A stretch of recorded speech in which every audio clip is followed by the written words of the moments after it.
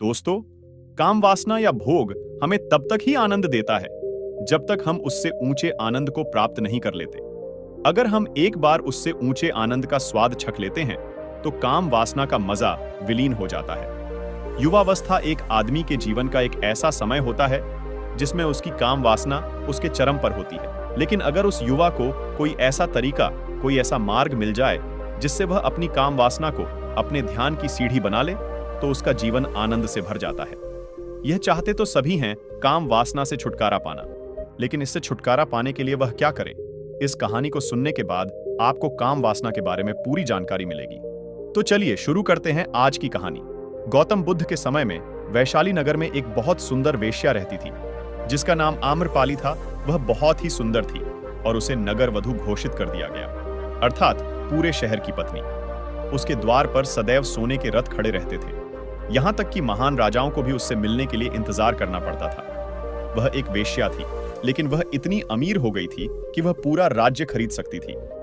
आम्रपाली का शरीर जितना सुंदर था, उससे कहीं ज्यादा सुंदर उसकी आत्मा थी, जो एक सच्चे प्यार के लिए तरसती थी। क्योंकि आम्रपाली खुद से वेश्या नहीं बनी थी, बल्कि उसे जबरदस्ती राजा ने वेश्या बनाया था। आम्रपाली के वेश्या बनने के पीछे एक कहानी है। आम्रपाली अपने ग्राहकों को बहुत प्रेम करने का दिखावा करती थी, क्योंकि उसके लिए उसे भुगतान किया जाता था। लेकिन अंदर से वह उन सब से नफरत करती थी, क्योंकि वह सभी उसका इस्तेमाल एक भोग की वस्तु के रूप में करते थे। एक इंसान के रूप में उसका सम्मान कोई नहीं करता था। एक दिन आम्रपाली अपने महल की बालकनी में खड़ी थी। अचानक उसने अपने महल के सामने से एक युवा बौद्ध भिक्षु को गुजरते देखा, जिसके पास कुछ भी नहीं था सिवाय भिक्षा पात्र के। लेकिन उसके पास जबरदस्त जागरूकता थी और लोगों को खुद की ओर आकर्षित करने की अद्भुत शक्ति थी। जब भिक्षु ने ऊपर की तरफ देखा तो आम्रपाली उसे देख रही थी। वह भी आम्रपाली की तरफ देखती हुई बेहद सम्मान भाव से उसे प्रणाम किया। आम्रपाली एकटक युवा भिक्षु की तरफ देखती रह गई, क्योंकि पहली बार उसे किसी ने सम्मान की नजर से देखा था। किसी ने पहली बार उसे इंसान होने का एहसास दिलाया था। आम्रपाली सीढ़ियों से उतरी और बाहर की ओर आकर उस युवा बौद्ध भिक्षु के पैर छुए और कहा, प्रभु, कृपया आज के दिन आप मेरे मेहमान बने और मेरे महल में चलकर भोजन ग्रहण करें। इसके बाद आम्रपाली ने कहा, कृपया मेरे निमंत्रण को स्वीकार ना करें, क्योंकि पहली बार मैंने किसी को निमंत्रण दिया है। मुझे हजारों बार सम्राटों द्वारा, राजाओं द्वारा मुझे निमंत्रित किया गया है, लेकिन मैंने कभी किसी को आमंत्रित नहीं किया है। यह मेरा पहला निमंत्रण है। युवा भिक्षु ने सम्मानपूर्वक आम्रपाली का निमंत्रण स्वीकार करते हुए भोजन ग्रहण किया। भोजन ग्रहण करने के बाद आम्रपाली ने कहा, प्रभु, आज से 3 दिन बाद बारिश का मौसम शुरू होने वाला है, जो कि 4 महीनों तक रहेगा, और मैं आपको अपने घर में 4 महीने रहने के लिए आमंत्रित करती हूं। अगले 4 महीनों के लिए यह महल आपका आश्रय होगा।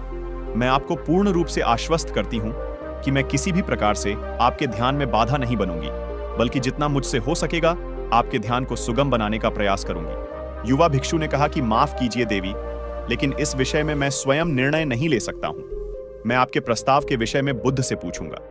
अगर वह मुझे अनुमति दें तो मैं आपके महल में आश्रय अवश्य स्वीकार करूंगा।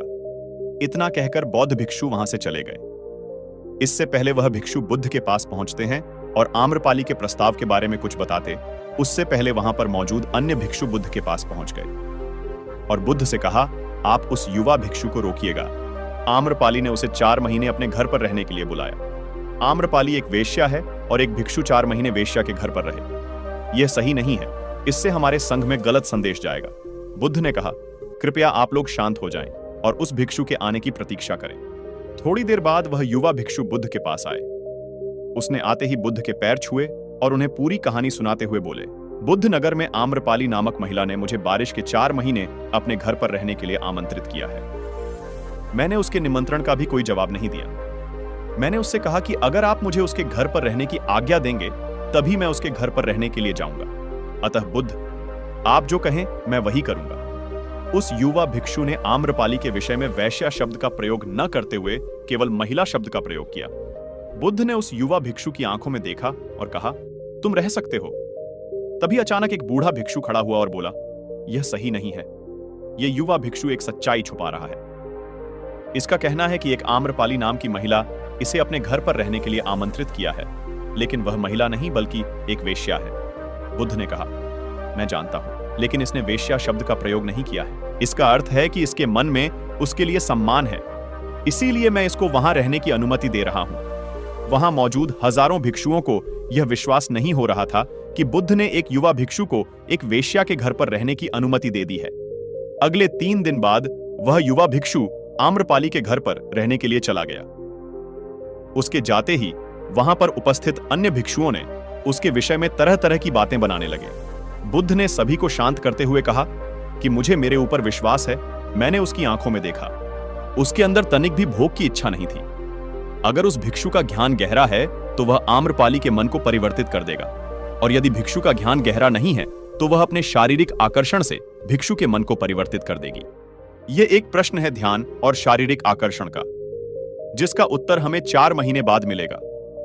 बुद्ध की बात सुनकर वहां उपस्थित भिक्षुओं ने कहा कि आप उस युवा भिक्षु पर अनावश्यक विश्वास करके जोखिम उठा रहे हैं। वह भिक्षु युवा है और आम्रपाली बहुत सुंदर है। समय प्रारंभ हुआ। वर्षा आर्थु के 4 महीने बीत गए और वह युवा भिक्षु वापस आ गया। उस युवा भिक्षु के पीछे आम्रपाली भी आई थी।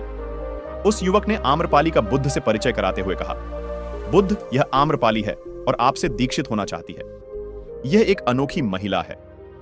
यह न केवल सुंदर है बल्कि इसकी आत्मा भी उतनी ही शुद्ध है जितनी आप कल्पना कर सकते हैं। आम्रपाली ने बुद्ध के पैर छुए और कहा, मैं पहली बार देखने भर से ही इस युवा भिक्षु से प्रेम करने लगी थी, इसलिए मैंने इस युवा भिक्षु को कई बार अपने सौंदर्य से आकर्षित करने का प्रयास किया, लेकिन मैं पूर्ण रूप से असफल रही। इसके बजाय इस युवा भिक्षु ने मुझे ध्यान की ओर आकर्षित किया और यह एहसास कराया कि वास्तविक जीवन भोग नहीं अपितु ध्यान है। इसीलिए बुद्ध, मैं अपनी सारी संपत्ति आपके भिक्षुओं को दान में देना चाहती हूं और शेष जीवन ध्यान में बिताना चाहते हैं। इसके बाद आम्रपाली बुद्ध के शिष्यों में पहली महिला हुई जिन्हें आत्मज्ञान की प्राप्ति हुई। बुद्ध ने अपने पंथ के सभी शिष्यों से कहा, यदि तुम वेश्या के संगत से डरते हो तो उससे डर का उस वेश्या से कोई लेना देना नहीं है, बल्कि वह डर तुम्हारे बेसुध मन की उपज है, क्योंकि तुमने अपनी कामुकता को दबा दिया है, जबकि कामुक ऊर्जा को दबाया नहीं जाता है, इसको केवल रूपांतरित किया जा सकता है। हम अपनी काम वासना को खत्म करने के लिए उसका दमन करना चाहते हैं, उसको दबाना चाहते हैं, लेकिन काम वासना एक ऊर्जा होती है, ऊर्जा का स्रोत होता है, और ऊर्जा कभी भी खत्म नहीं हो सकती है, बल्कि वह रूपांतरित हो सकती है। अगर आप अपनी काम वासना की शक्ति को दूसरी जगहों पर, दूसरी दिशाओं में परिवर्तित करेंगे तो ही आप काम वासना से छुटकारा पा सकते हैं। लेकिन याद रहे कि काम वासना से हमें छुटकारा पाने के लिए सोचना भी नहीं है, हमें बस अपनी ऊर्जा को परिवर्तित करना है। वह ऊर्जा हम अपने रचनात्मक शक्ति के लिए प्रयोग कर सकते हैं, ध्यान के लिए प्रयोग कर सकते हैं, और जैसे जैसे हम होश में आएंगे हमारे जीवन में काम वासना से भी ज्यादा आनंद प्राप्त हो जाएगा और काम वासना इसके सामने तुच्छ लगने लगेगी। दोस्तों, कहानी आपको कैसी लगी कमेंट करके जरूर बताएं और वीडियो को शेयर करें। चैनल को सब्सक्राइब नहीं किया तो चैनल को सब्सक्राइब जरूर करें, बेल आइकन प्रेस करें ताकि आने वाली सभी वीडियो का नोटिफिकेशन सबसे पहले आपको मिले। मिलते हैं अगली वीडियो में, तब तक अपना और अपने परिवार का ख्याल रखें और हमेशा खुश रहें। धन्यवाद।